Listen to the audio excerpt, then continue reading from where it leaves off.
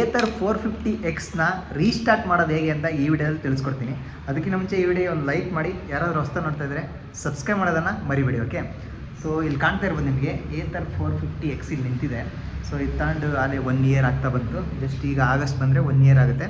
ಈಗ ಫಸ್ಟು ಗಾಡಿ ಕೀಯನ್ನು ಆನ್ ಮಾಡಬೇಕು. ಕೀ ತೊಗೊಳ್ಳಿ. ಸೊ ನಿಮಗೆ ಕಾಣ್ತಾ ಇರ್ಬೋದು, ಜಸ್ಟ್ ಆನ್ ಮಾಡಿ.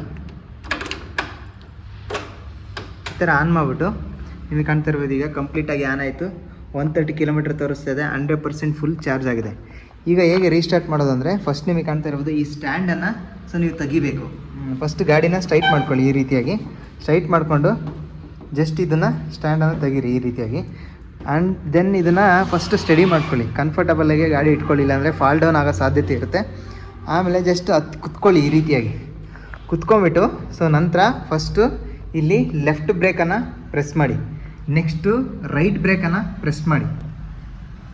ನೆಕ್ಸ್ಟ್ ರೈಟ್ ಬ್ರೇಕನ್ನು ಇದನ್ನು ಕೂಡ ಪ್ರೆಸ್ ಮಾಡಿ ಇಟ್ಕೊಳ್ಳಿ. ಯಾವ ರೀತಿಯಾಗಿ ಅಂತಂದರೆ, ಜಸ್ಟ್ ಇದನ್ನು ಕೂಡ ಈ ರೀತಿಯಾಗಿ ಪ್ರೆಸ್ ಮಾಡಿ ಇಟ್ಕೊಳ್ಳಿ.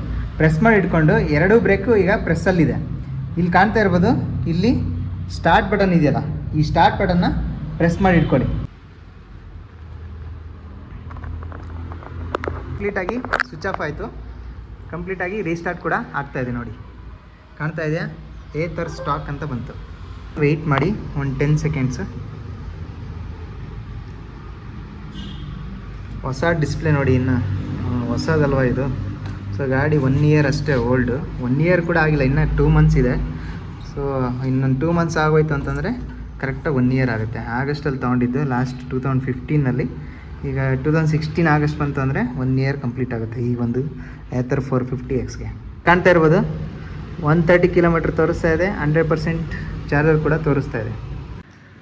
ಸೊ ಗೊತ್ತಾಯ್ತಲ್ಲ, ಈ ರೀತಿಯಾಗಿ ಏತರ್ ಯಾವುದೇ ಗಾಡಿ ಆಗಿರಲಿ ಇದೇ ರೀತಿಯಾಗಿ ರೀಸ್ಟಾರ್ಟ್ ಮಾಡೋದು. ಓಕೆ, ಸೊ ಈ ಒಂದು ವಿಡಿಯೋ ನಿಮಗೆ ಹೆಲ್ಪ್ಫುಲ್ ಆಗಿದೆ ಅಂತ ಅಂದ್ಕೊತೀನಿ. ಹೆಲ್ಪ್ಫುಲ್ ಆಗಿದ್ರೆ ಒಂದು ಲೈಕ್ ಮಾಡಿ, ಯಾರಾದರೂ ಹೊಸ್ತಾ ನೋಡ್ತಾ ಇದ್ದರೆ ಸಬ್ಸ್ಕ್ರೈಬ್ ಮಾಡೋದನ್ನು ಮರಿಬೇಡಿ. ಬೇಗ 10K ರೀಚ್ ಆಗಲಿ. ಓಕೆ, ಸೊ ಈ ಒಂದು ವಿಡಿಯೋದಲ್ಲಿ ನಿಮಗೆ ರಿಕ್ವೆಸ್ಟ್ ಮಾಡ್ತಾ ಇದ್ದೀನಿ, ಸಬ್ಸ್ಕ್ರೈಬ್ ಮಾಡ್ಕೊಳ್ಳಿ. ಬೆಲ್ ಐಕನ್ ಕೂಡ ಪ್ರೆಸ್ ಮಾಡಿ.